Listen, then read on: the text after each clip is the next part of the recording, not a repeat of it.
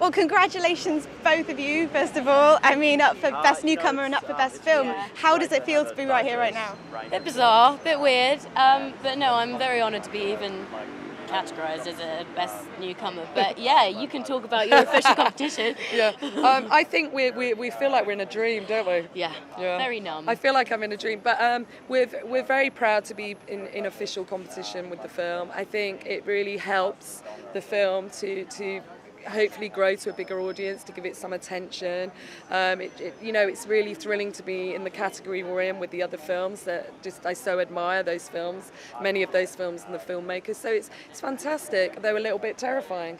And I feel that tonight is a celebration of filmmaking for everybody involved, and a little bit of, I always feel when I come to things like this that we're at a freelance film party, because not working in an office on a regular basis, you never really get to socialise with your peers or your colleagues, so I always feel that's a fun part of it, so I'm looking forward to that. And Florence, you came out of nowhere. Can you... Sprung. What happened? Was that the question that you were just about to ask? Yeah. What happened? Basically, they were doing like leaflet auditions around Oxford because that's where you were going to film. It was like a 30-second tape that you send in. You say what your name is, what your hobbies are, da da da da. And I didn't do it until the very last week. And then my mum said, just have a go. You never know. It's experience. You won't get it, but whatever.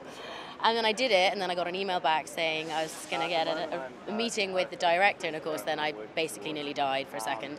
And then it was just re-audition and meeting people, and then by September I got given the part, so it was a very long summer. And then we started filming for 2 months, so it was absolutely amazing, it was bliss. And then I went back to school, which wasn't so much bliss, but hey, when I first met Florence, when she came to her first audition, I made her go to the toilets and take all her makeup off. Yeah, it's a story that keeps on coming back. But yeah, I think with Florence, I knew straight away she was right for the part of Abby. It was a very exciting moment, which I'll never forget. I got goosebumps. I got goosebumps. And you were right, and she's here now. Yeah. Let's fingers crossed. Well, can you tell me a little bit more about the film for those who haven't seen it yet? The film is set in 1969 in a girls' school somewhere in England, in a rural part of England, and it sort of centres on a case of mass hysteria, what we call now mass psychogenic illness. So the girls begin to faint and fall, and Florence Pugh plays Abby. Her best friend is Lydia, who's played by the fantastic, brilliant Maisie Williams. And they're sort of quite tight. They have a girl gang, really. And it's really exploring what lies behind this case of mass hysteria and case of all these girls fainting, this epidemic of fainting in the school. Without giving too much away, obviously it's quite an ambiguous film in a lot of ways. Why did you decide to leave it so ambiguous? I think what fascinated me about mass psychogenic illness, mass hysterias, is they are mysteries. People don't quite know why they occur. So I wanted to allow the audience to make up their own mind in a sense of, is it something spiritual? Is it something chemical? Is it something emotional? So I wanted to sort of leave the strands so people can sort of involve themselves in the film and make that decision. Do you have any stories from the set that you'd both like to share with us? Can we? Well, it's quite difficult because then we let quite a lot of it away. Do you think so? Behind the scenes. Do we have any behind the scenes, by the way? Oh yes. Carol managed to get, basically, on this one long day that I had with Maisie, the third day in, it was quite a long day because we were fainting, falling on the floor every single minute, so we were quite drained.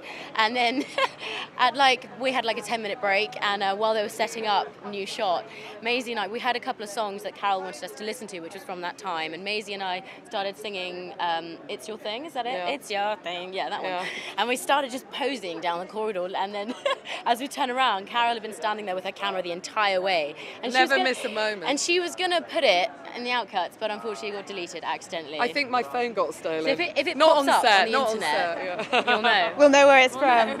One last question. There's a really interesting quote that I think you attributed to your producer, which is, it's not enough to make a political film, it's about making a film political. That is actually Jean-Luc Godard that said that.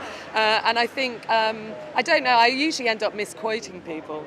But I think, but I think he said it is. Yeah, the important thing is not to make a political film.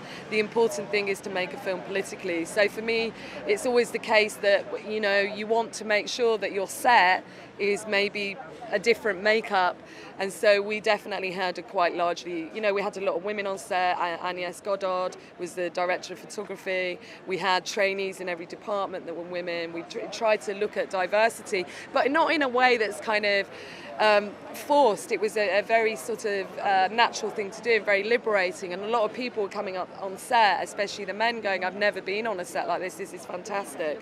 So it's maybe a different atmosphere. I don't know. I've never really been on anyone else's set, so I have no idea. Yeah, we've only ever been on our own film sets. So for me, it's like it's not just about making the film. It's about the ideology of the film, what you're really saying, and what you're doing, and how you work with the people in the film and respect them, and respect the people and the crew and everything. Well, congratulations on a fantastic film, and good luck to both of you tonight, and have a lovely night. Thank you very much.